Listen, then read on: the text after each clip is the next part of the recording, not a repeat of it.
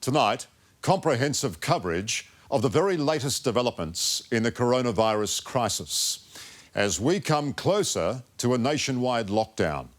First, we go to Canberra, where Scott Morrison today warned of hardships that will break our hearts but mustn't be allowed to break our spirits. He's announced a further multi-billion-dollar stimulus package to help save jobs and the economy. But his deal has been overshadowed by state premiers who want tougher restrictions to limit the movement of people and stop the spread of the virus. Here's Tara Brown with the Prime Minister. Good evening, Prime Minister, and welcome to the program. Thanks, Tara. What a day.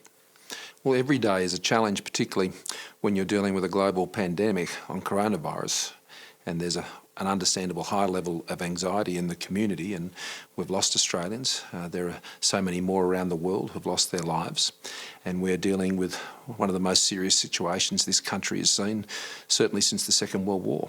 New South Wales and Victoria, as well as the other states, are talking about going tougher. Their message, quite clearly, is that you're not doing enough on stopping the spread of the infection. No, that's not their view at all. I mean, we've been working closely together on this, and we have been working with them for them to take additional measures within their states to deal specifically with outbreak areas that are occurring within their states. I mean, every state has got a very different experience so far, but we've all been working together very, very well. At the end of the day, states have to decide the extent of measures that they take within their own states to prevent the further outbreak. Well, New South Wales and Victoria are talking about closing schools as of Tuesday. Why is that not being spoken about at a national level? It has been spoken out at a national level. Well, why is the decision not being made to do that? Well, it was only a few days ago where all states were resolute on the point in relation to keeping schools open, and it's important that schools remain open, particularly for those parents who are working in critical areas, particularly in the health workforce. But this has been an active issue which we've flagged maybe at a point in time where states would have to take that decision. They're just seeking to try and take that decision together, collectively, about how they might approach it. But ultimately, again, states run the school system and they'll make their own decisions on how they do that. So the Commonwealth doesn't run the school system. If the medical advice is that it's unnecessary to close schools, why is New South Wales and Victoria looking at closing schools as of Tuesday? Ultimately, states will make their own decisions about these things. We're a federation. The Commonwealth doesn't make their decisions for them. They'll make their own decisions, but it's important when they do that they are very mindful of the impacts and consequences, and particularly for their own health workforce, which they will need in their hospitals. Do you think it's the right decision? Well, I will only act always on the medical advice that we're provided. You're telling me the medical advice is that you don't need to close schools. The medical advice is updated on a daily basis. The medical advice is being considered even as we are sitting here in the middle of this interview. And this is a fast-moving issue, and as the medical advice changes, then of course that's when governments will make different decisions. And so just for clarity, has the medical advice shifted? Well, not as we're sitting here in this room at this minute, but there's a meeting going on as we speak. You understand my confusion, though? No, we've got states saying we're going to close schools. You're saying there's no medical advice to say you have to do that.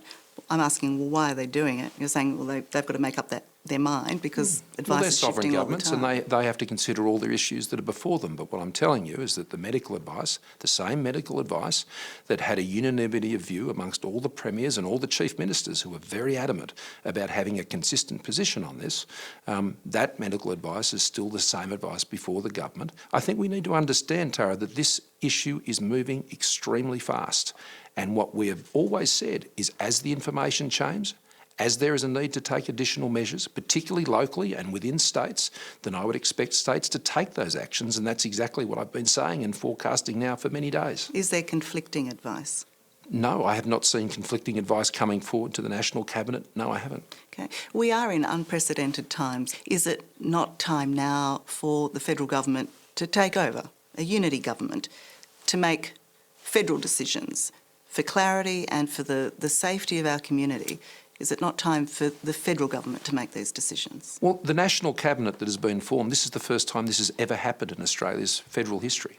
This is the closest this country has ever had to exactly what you're talking about. The Constitution of the Commonwealth, of all of our governments, does not provide for what you're asking for. That is not an option that is available to the Commonwealth Government. But what is available is us working together in the way we are. That's why I pulled the National Cabinet together. Now, I have no doubt that on some occasions there'll be some issues where states will go their own way and they'll take different decisions, and that will be up to them. But there is still a lot of work to do. The issue that you're raising is one that the Constitution never envisaged or does not give me the powers to address, but that's why I pulled together the National Cabinet to get as close to that as we possibly can. I mean, that is an option, has been an option at times of war. Are we not in a war at the moment? Well, what we are doing right now is no different to what was done in those times. They had no greater authorities on these issues than we have today. And in fact, in many ways, we've gone beyond it. I mean, at the time of war, there was not a government that pulled together in a cabinet all the premiers and all the chief ministers together with the Prime Minister. And it's been a very collaborative and constructive process. But at the same time, we need to recognise that states are responsible for what happens in their states. I'll support them and will provide the advice.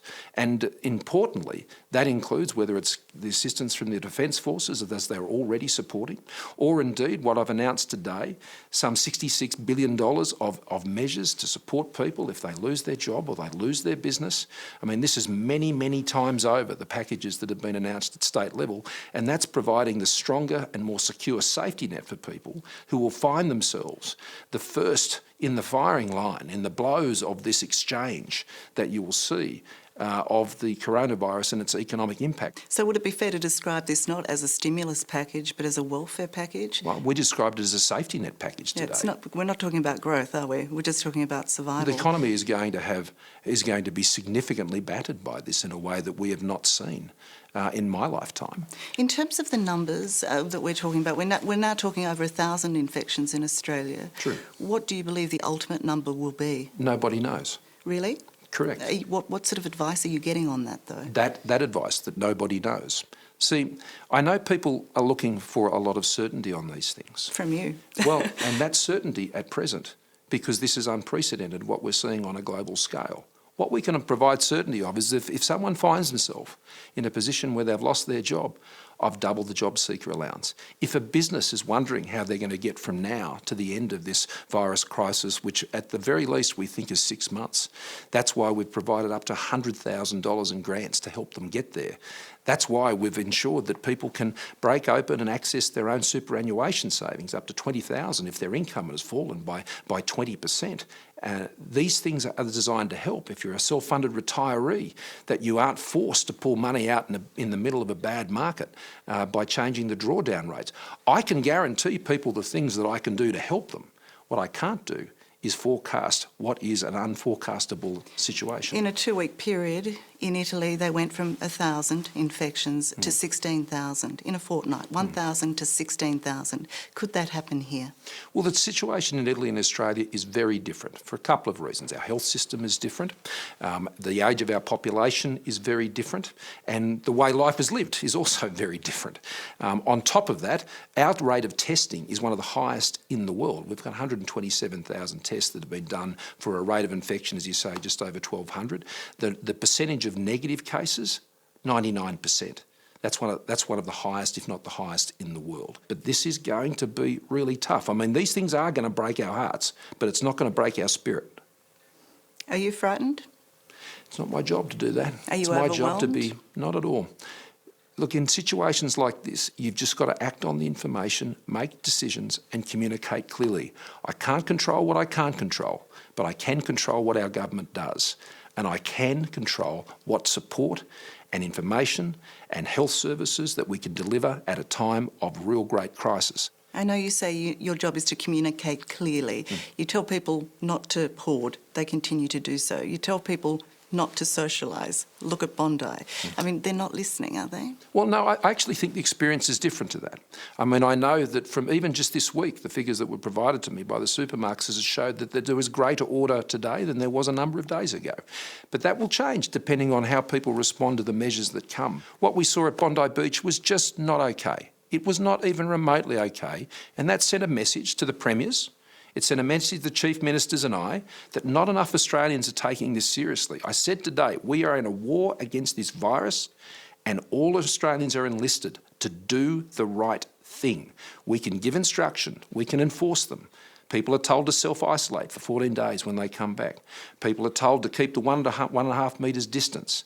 Venues are told to only have an average of 4 square metres for the number of people.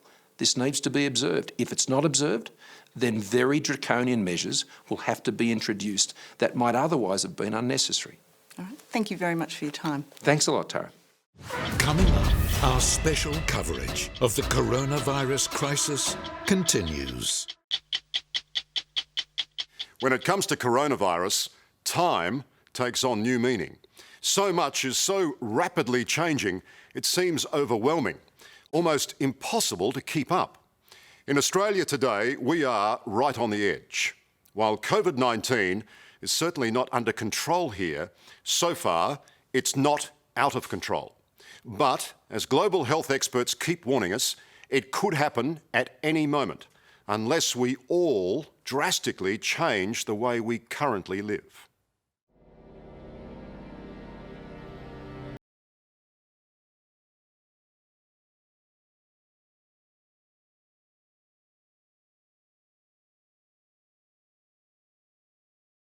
Our new normal, we are beginning to get an idea of the profound changes to Australia's way of life, and just how long we will have to endure them. At the end of the day, you don't stop this virus, but you can defeat it by slowing it down. And that is how we save lives. This pandemic requires harsh medicine for the next 6 months at least. New rules and blunt warnings changing how we live and interact. It is every individual Australian's responsibility to practice good social distancing. No more handshaking. No more hugging. Emptying our streets, locking down our borders, stranding thousands of Australians overseas. There's little doubt now that there will be a serious cost to lives and jobs. The great paradox is that to tackle this invisible enemy together, we have to live apart. No wonder we're all feeling anxious. I feel like screaming, wake up everyone. This is truly a terrifying situation. We're currently 2 or 3 months in to something we haven't seen before. Various countries are at different stages of their own outbreak, but this is the beginning. Which countries are you most concerned about at this early stage? I'm concerned about every country. Everybody's vulnerable, basically. Few have a handle on this crisis, quite like Professor Dale Fisher. This native Australian is the Singapore-based chairman of the World Health Organisation's Outbreak Alert and Response Network. He's the man at the forefront of the strategy to fight this pandemic. For non-medical people, it's both confusing and extraordinary. For a medical person such as yourself, who's seen some of these epidemics before, maybe not a pandemic, are you still incredulous as you wake up every morning and have to deal with this? I'm tired, and there's little light at the end of the tunnel. Really, we're in a holding pattern until we can get a vaccine or a treatment. Every country really just has to minimise the effect, contain the spread, and try and keep the curve underneath the capacity of the health system, so at least you can manage the patients as they get sick. If you do it well, the mortality is going to be around 1% or less. If you get overwhelmed, then you're up at 6 or 7%, like Italy, making dreadful decisions about who can have the scarce resources. If you don't mind me saying so, you're painting a very, very bleak picture. There's no melodrama in this, though, is there? I'm trying to counter the forces that accuse people of talking this up. or beating it up. I mean, you're the health professional. You're saying we're still on the cusp of something very, very bad. This hasn't started, Liam. I don't want to be alarmist because this is something we can control, but the world needs to wake up. If governments have been asleep behind the wheel, the awful reality of COVID-19 is rapidly sinking in. Millions have been ordered into lockdown in the United States. Across the globe, social distancing and self-isolation have become the norm. Now is the time for everyone to stop non-essential contact with others and to stop all unnecessary travel.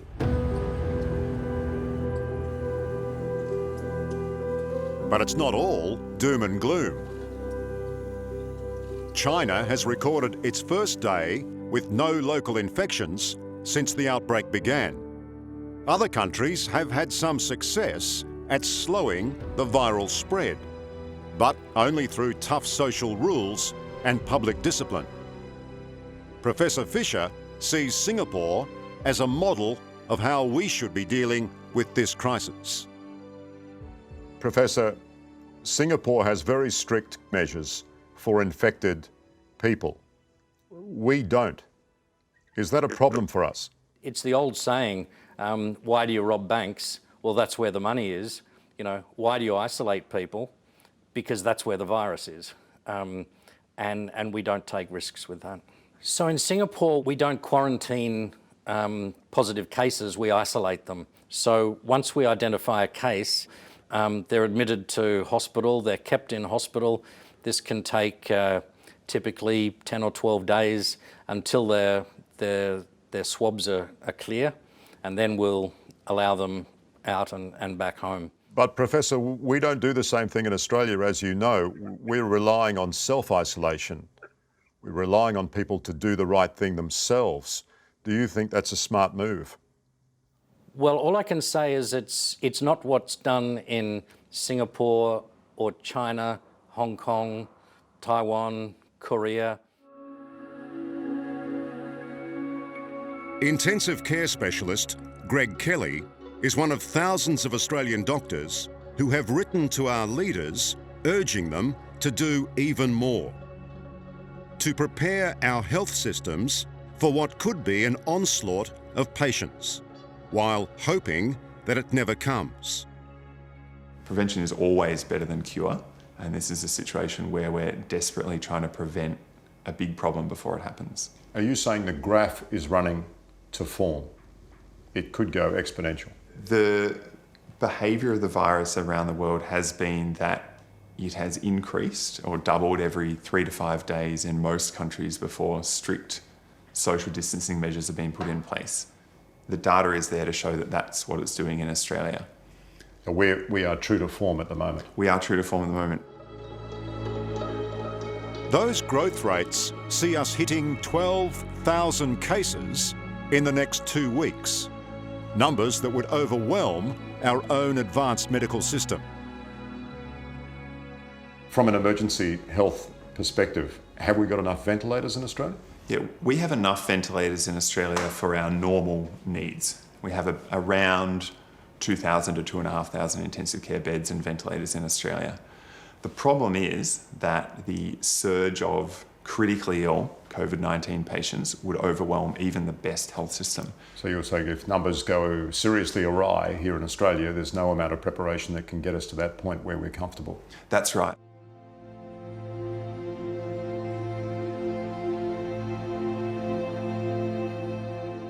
For many of us, it feels a bit like a bad dream.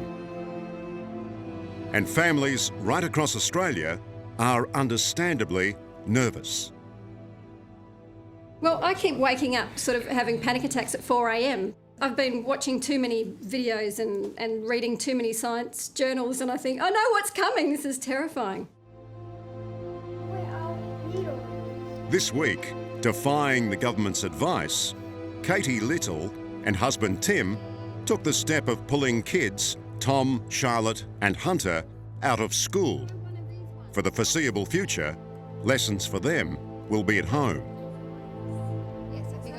My number one job as a mum is to keep my children safe and to keep my family safe. So for me, it's a simple answer: stay home if you can. I realise there's people who cannot do that, but then again, the more people who do choose to stay home and keep their children at home keeps the rest of the population safer. Oh, it's just so good. You just wait till you see the photos. Dad Tim is a landscape photographer who leads photographic trips around the world. His main source of income now cut off for who knows how long. But his biggest worry is what happens at home. And to me, that's where all the anxiety lies for me. Not about my work or my job or that sort of stuff. It's about how do I protect my family and how do I keep my family going? Like all of us, this family is hoping for the best and preparing for the worst. Stocking up on supplies, soaking up every development. The travel advice to every Australian is do not travel abroad. Well, there's your trip gone. Go overseas. Tell me about it. Dad's not going away anymore, Dale. For those of you who are thinking of going overseas. It just feels like to me that we're on an ocean and with countries who are all ships lined up, and one after another I'm watching them getting taken out, and there's a tsunami coming towards us and everyone's saying, oh, it's just water. What are you getting so worked up about? Do you think a lot of people are taking it too casually? Absolutely. We only have one chance to act preemptively, and that requires some tough decisions. And the only thing we can do, I think, is just shut everything down and stay home so it stops spreading. Katie Little has another big worry too. Her mum, Jeannie. Someone we know well. Oh, hello, darling. Hello, darling. Hello, darling. Jeannie Little was the bubbly doyenne of Australian daytime television, struck down 10 years ago by Alzheimer's disease. Now aged 81, she's being looked after in a home not far from where daughter Katie lives. This is the home where your mum has been for how many years? Oh, nearly 10 years. Yeah. 10 years. And how many elderly in here with your mum? Oh, I don't know the answer to that. Easily a couple of hundred. It's a two-storey building. Like us all, Katie is making tough decisions for the well-being of her family. This is as close as she dares get to seeing her mum. You think it's what, just simply too dangerous to go and visit your mum? Absolutely. They're the people who are most at risk, the elderly, and not just mum. You know, by me going to go visit mum, I feel like I'm putting everybody who's in that home at risk as well. I mean, I can't even believe I'm talking about it because it's the most surreal situation. Every day I wake up and I think I'm living in a parallel universe or something. It's just mind-blowing. So, in a sense, it's a blessing that she has dementia, isn't it? Because absolutely. If ever there was a time when you could say something good about dementia, this is it. At least she has no idea of the craziness that's going on out here.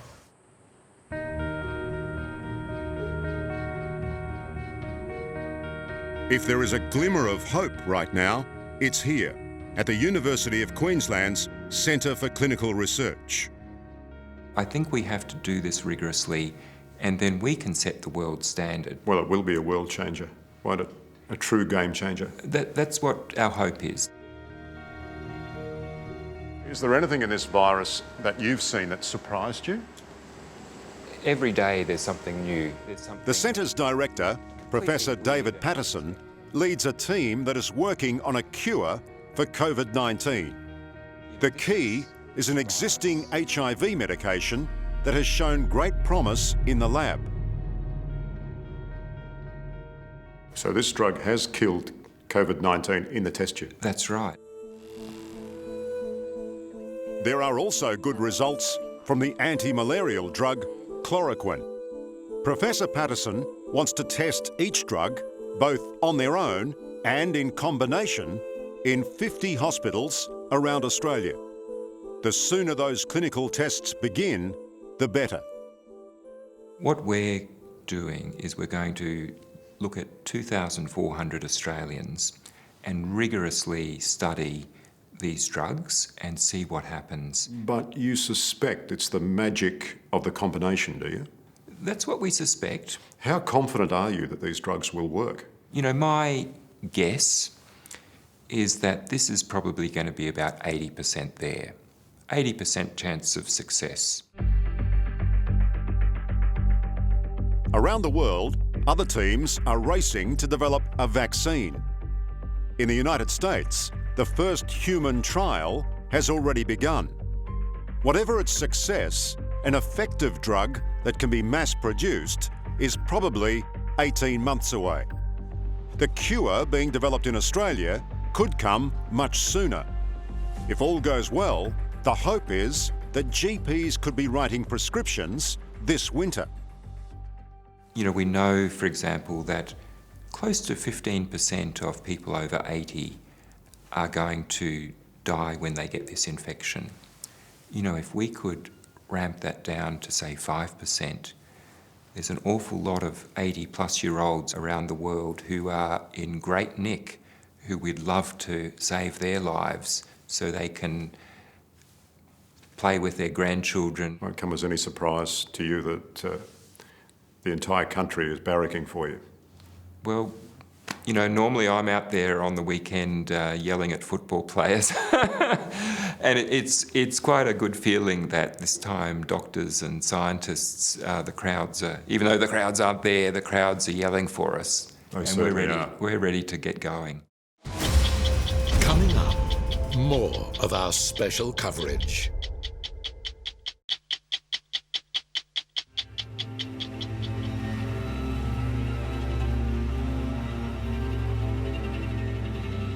It doesn't matter which forecast you listen to, Australia is staring down the barrel of economic chaos.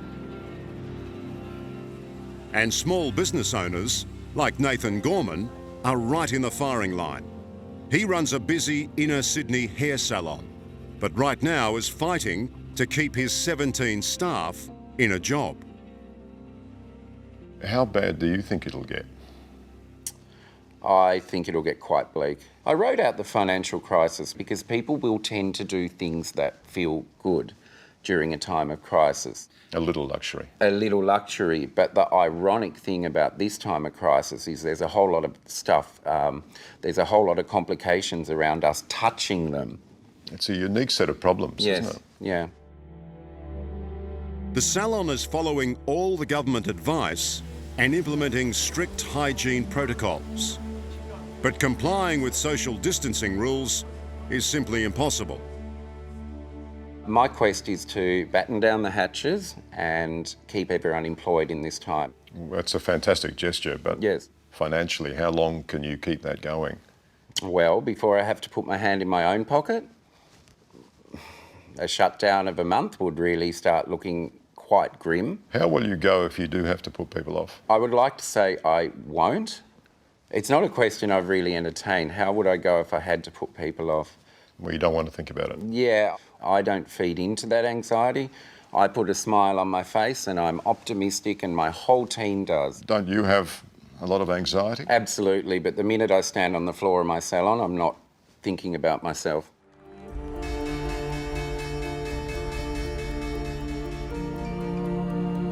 It's the same tough reality for so many others.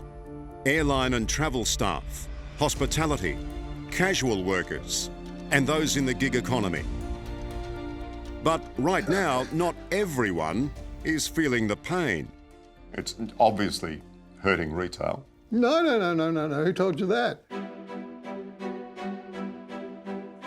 Jerry Harvey isn't known for his medical expertise. But when it comes to selling, he's a master. We've got enough salespeople, enough customers, and we're doing really good business. Can you see that changing? No. This is a nice big shop. We don't have to get really close to each other. We don't have to touch. You can come into the shop. You're 100% okay. The billionaire retailer reckons we should all lighten up and not let coronavirus dictate our lives. It's not the Spanish flu that killed 15 million people just after the First World War. You know, Why are we so scared about getting this virus? There's pretty much nothing to get scared of. Well, try telling that to thousands of Italian families and Chinese families. But that's there. We're here. I'm 80. I should be really scared. Guess what? I'm not really scared. Well, you're in the worst category. I know. I'm a sitting duck. If you get If I never see you again, it's been nice knowing you. I admire your optimism, but it's really not funny. But to me, I've got to be positive. I've got to 80 years of age. I've had a wonderful life. And I think to myself, I'm just going to keep going as if nothing's happened. For a section of the population, she'll be right is the default position. Maybe optimism is what we all need a dose of right now. The question is whether that puts ourselves and others at greater risk. You know, sometimes a country's greatest strength can at times be its weakness. But from what I've seen in Australia, sitting in Singapore, I think the message is getting out there. But, you know, Australia's been it's the lucky country, right? It's been protected from a lot of these types of things. It's not seen SARS or MERS or Ebola. So I can understand the public having some problems grasping it. But I think they're getting there. For Gerry Harvey, the surge in panic buying also has some upsides. Now sales are up in Harvey Norman in Australia by 9% on last year. Our sales in freezers are up 300%. And what about air purifiers? Up 100%. In this dark cloud, Gerry Harvey refuses to see anything but a silver lining. He won't have it any other way. I've got to be optimistic. What am I going to get out of bed every day for and worry about what's going to happen? The world's changed. There's a new challenge out there. You know, this is an opportunity. Now, you look at me as if this poor bastard doesn't know what he's talking about, you know, but it could be possible.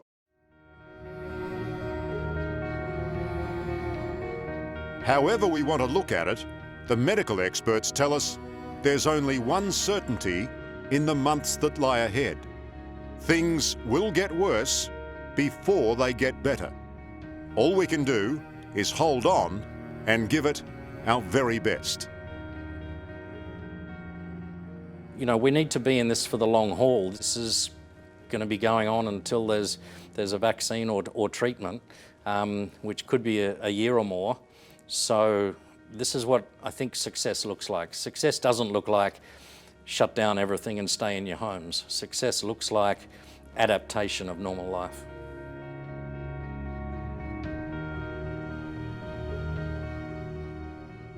Do you think the general public are really getting it, getting the message that, look, it's not necessarily about what I get, it's about what I pass on? And you're exactly right. It's not so much about an individual's risk as the number of people in the community that are going to get it, and that if that exceeds our very limited intensive care bed capacity, then we're going to be dealing with a lot of unnecessary deaths.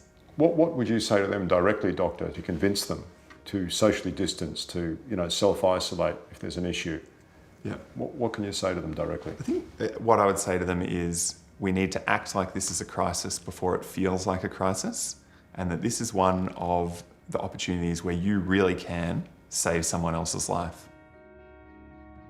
Coming up, more of our special coverage of the coronavirus crisis.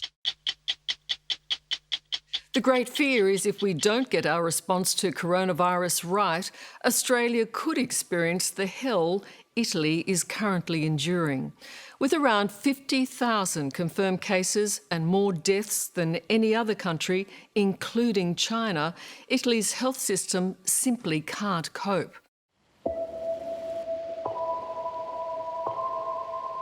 The Italian poet Dante described 9 circles of hell, each worse than the last. Today, Italy is living through them. You don't know what's going to happen tomorrow and the day after, but you know that it's going to be worse than the day before. Our cameras are allowed access to the very front line of the coronavirus catastrophe. This is the nightmare facing our health system if the pandemic takes hold. If what happens here in Lombardy spreads to the entire world with the same speed and the same violence, we can expect more deaths than during the Second World War. Professor Giacomo Grasselli is an intensive care specialist, coordinating all the IC units in hospitals across Lombardy, ground zero of Italy's exponential outbreak. I think that here in Lombardy we had something similar to what happened in Wuhan, and that it was just the explosion of a bomb. And then from there on, the disease spread very quickly, and if it happens like that, it's impossible to stop. It's an incredible number. They are like the tip of an iceberg. It sounds like a living hell when you walk through your intensive care units. I mean, how are you feeling? Well, it's an incredible stress for the healthcare system. And believe me, the healthcare system here in Lombardy is quite well organized. I mean, Lombardy is a very rich region, but still, despite all this, if the disease keeps spreading with this speed, we will get to a point where the number of beds in the ICU will not be enough for the number of patients requiring ICU admission. So, and we and you absolutely have to avoid to get to that point, because otherwise we will certainly get to a point where people will die at home because we will never be able to help them. 4 weeks ago, the state of Lombardy had 750 ICU beds, comparable with most Western countries. Now they have upwards of 3,000 coronavirus patients needing those beds. It's a medical war zone. Tutti i sistemi di protezione individuali, dispositivi di protezione individuale, quindi il camice, i calzari, la cuffia, i guanti che sono da cambiare rispetto a quelli che ho addosso, la mascherina chirurgica, gli occhiali protettivi. Carla Mastrini is the intensive care coordinator at Cremona Hospital. Coronavirus patients are placed on their fronts while being ventilated, so gravity helps the oxygen get into their bloodstream. It's medical protocol for patients with acute pneumonia, but it's not working, and the staff don't know why. Purtroppo qua da noi non abbiamo ancora visto nessuno risvegliarsi. Noi abbiamo bisogno di togliere il tubo a qualcuno e di vedere che qualcuno sta meglio, perché altrimenti non riusciamo ad andare avanti. Abbiamo bisogno di qualcosa che ci faccia capire che quello che stiamo facendo serve. Australia is only weeks behind Italy on the pandemic timeline, but Professor Grasselli warns the difference between control and calamity can be days, if not hours. Most of the countries in the world, in Australia, maybe still in the United States, Northern Europe, you are still in a phase where probably the virus is around, is infected people, but the bomb has not exploded yet. So you are probably in the first phase before the bomb explodes. And it is a bomb. Yeah, in some way it's worse than a bomb because you don't know what's going to happen tomorrow and the day after, and you know it, but you know that it's going to be worse than the day before. Even though Italy is totally locked down, Professor Grasselli worries that Italians are still tempted to break their home isolation, and that would be devastating. Now spring is coming here. The weather is beautiful, temperature is nice, so people want to go around. It's normal after winter, but they have to understand that it's like a collective suicide. In Cremona Hospital alone, of the 1,000 people admitted, more than 100 have died. Tanti decessi. E questo ci fa morire perché pensiamo di non riuscire a fare quello che siamo qua per fare, curare la gente e farla star meglio. E in realtà noi la vediamo morire, questo ci fa morire anche noi. The ultimate horror will come to Italy if coronavirus hits the country's largest northern city, Milan. Dico che noi siamo impotenti davanti a questa situazione. Cremona Hospital intensive care nurse Simona Tomasoni. È vero, noi siamo operatori abituati ad avere pazienti gravi, in fin di vita, ci crediamo molto, ma questo susseguirsi così repentino di pazienti in pericolo di vita non siamo abituati nemmeno noi. È dura per tutti. Are you at a point where you're having to decide in the worst possible way who lives and who dies? We are not at that point yet, but I want to warn everyone that if we don't stop this, not only here in Lombardy, but in the nearby Italian regions, in Europe and in the world, we will all have to make those decisions. Because the load of patients on the healthcare system is so huge that no healthcare system, again, no matter how potent, powerful, modern it is, can sustain it. Since the number of carriers is so huge, then those absolute numbers become impossible to sustain. Remember, this is an advanced Western country just like Australia, now frantically building temporary intensive care units in hospital grounds. And in all hospitals, including Cremona, new ICU beds are being rushed in to try and cope with the epidemic. Sente questo rumore? Come? Che rumore? Sì, cos'è? È l'ossigeno. 40 anni che faccio il medico e non ho mai visto una cosa del genere. Head of pulmonology at Cremona, Giancarlo Bossio, is getting by on a few hours sleep a night fighting this war. He says while the elderly have been dying in their hundreds, more and more young people are succumbing to the virus. Purtroppo c'è una mortalità significativa. Non colpisce purtroppo, ahimè, solo le persone anziane. Abbiamo avuto anche un 23enne.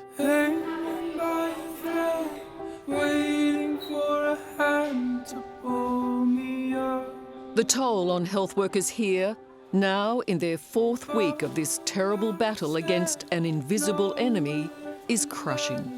In casa ci vado qualche ora di sera, dove muoio sul divano e sprofondo in un sonno che non è sonno perché mi sveglio ogni ora con gli incubi. Mi aspettano mio marito e mia figlia che mi parlano e io non li ascolto. Loro mi chiedono se li sto ascoltando, ma io non li sento. Ed è terribile. Professor, how do you see this ending? Well, I'm sure that this will end. This will certainly end with the vaccination, and I'm sure that now no-vax people will take the shot anyway. But it will end with many deaths, and I think that the world will never be the same, will not be the same after this. The world will change. Healthcare systems will change after this. Hospitals will change, because we're certainly going to have new pandemics. This is not the only one we will see in our life, and that will be the biggest lesson we will learn from this nightmare which is happening here. More of our special coverage of the coronavirus crisis in a moment.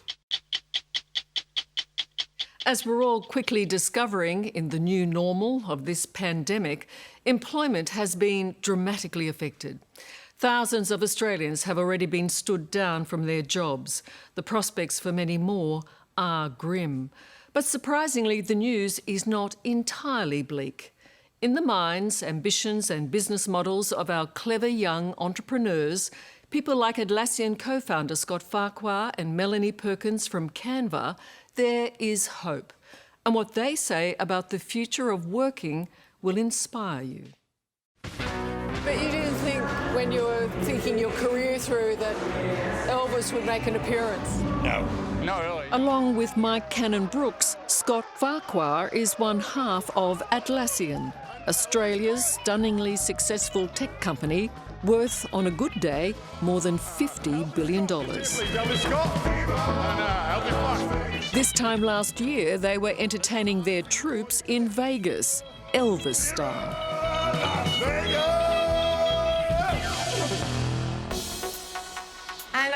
this whole thing was just a little bit of a pipe dream. And 32-year-old Melanie Perkins was also celebrating her online graphic design company Canva, hitting the $4 billion mark. We've got 50,000 templates you can choose from. 50,000? Yeah.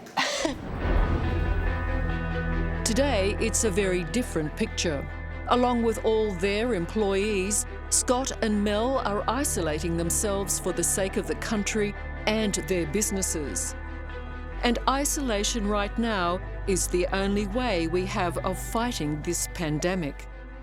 Are you fearful for Australia in this crisis? I'm a glass half full kind of guy. I think that it's going to be tough for a period of time, but I know that we as Australians have pulled together in many tough times before, and we're going to do that again. Scott is used to looking into the future, and even in these unprecedented times, he can already see some positives. So give me the good news then, if you can. Tell me what we should be looking for. Look, there's a couple of areas of good news. One is that we know as a country we need to move our economy to more of a digital economy. And we know that many workers are now getting a crash course in how to use digital tools to work from home, to engage the workforce in a new way. So that's a positive hope. If nothing else, it seems to be dragging those Luddites like myself perhaps into the real 21st century and the IT world. And that's the reality, isn't it? That's the future. Yes, I mean, it was a year ago that you and I were in Las Vegas for our annual user summit at Atlassian, and now we're running our user conference this year online. We've already had over 12,000 people registered, so we're going to reach a lot more people with our online conference than we ever would have done in person. What did you think when you first learnt of this virus? We have an office in Wuhan, in China, and so we were hearing first-hand accounts of what was happening there, and so we understood the seriousness of it. Last week we cancelled our wedding, and then we had to tell our entire office of 870 people that they needed to work from home. So I guess we're taking this incredibly seriously. Melanie has launched an online campaign with the hashtag Lead Boldly, Stop the Spread. And she's asking businesses across Australia to show compassionate leadership by preserving jobs and looking after their people. You said that you're supporting contractors and casual workers. Does that mean you're paying them even though they're not working? That's correct, yes. Is that what you want other big business to do? Keep the money flowing even if the work has had to stop? Absolutely, and I think that that's really critical. I think that we haven't in our lifetime seen the huge pressure that's going to be on a lot of companies, a lot of people, a lot of families. So anything that we can be doing to supporting the people that have been building our businesses is so critical. In essence, you seem to be saying to other business leaders, don't wait for government to tell you what to do, act now. Absolutely. I think that this is a matter of hours, it's a matter of days, and each of those will make a significant difference in the long run. Scott Farquhar was the second to sign on to Melanie Perkins' campaign. Big business, are you the leaders? Are you the people who should be leading the way? I think big business have to lead the way. We're the ones that have stronger balance sheets. We employ a large number of people. We have a lot of small businesses that supply stuff to Atlassian. Can we reduce our payment cycles and pay them more frequently or earlier? For those that owe us money, can we extend them credit for a period of time to get them through this? So there's a myriad of things that larger businesses can do and should do to do their part. But at the end of the day, it's everyone needs to shoulder a bit of the load. Both Melanie and Scott are calling for an end to confusion and misinformation. And they say it's time for some straight talking. A younger generation, we just appreciate people being straight up and down with us. And when the Prime Minister comes out and explains his rationale and reasoning behind stuff, I think that is a lot easier to take on face value than more of a just trust me statement. So in other words, you're saying let's cut to the chase. Look, we're Australian. We all have straight talk. I think that's a hallmark of our society is we want people to tell it like it is. As a model for keeping businesses and staff productive and motivated, Canva and Atlassian have created online communities for work and play. We're having virtual drinks in a couple of hours this afternoon with our office staff to try and keep a bit of social contact in place. So we're inventing new ways of working as we speak. This is a new times, this is a completely new environment, and it's so important that businesses are adapting to this new environment. I think that it's not going to be a short-term thing by any means. We really need to have every business looking at their priorities, really doubling down into this new world. All around me are familiar faces, worn out places, worn out. In these dark and often lonely days, Australia's future thinkers and business leaders like Scott and Melanie offer not only a glimmer of light, but a real sense of hope. You're confident, are you? You're feeling we're going to be okay. Look, I mean, Australia's, we've been through world wars, we've been through, you know, other financial crises. Like, this is unknown to us, this particular crisis, but I know that the Australian psyche is one of deep resolve.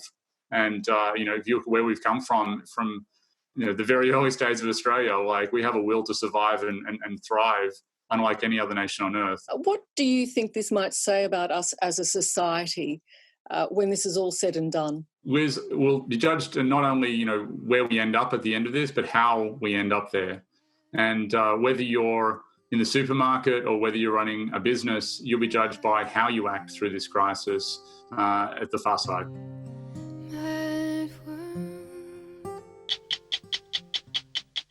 Hello, I'm Tara Brown. Thanks for watching. To keep up with the latest from 60 Minutes Australia, make sure you subscribe to our channel. You can also download the 9Now app for full episodes and other exclusive 60 Minutes content.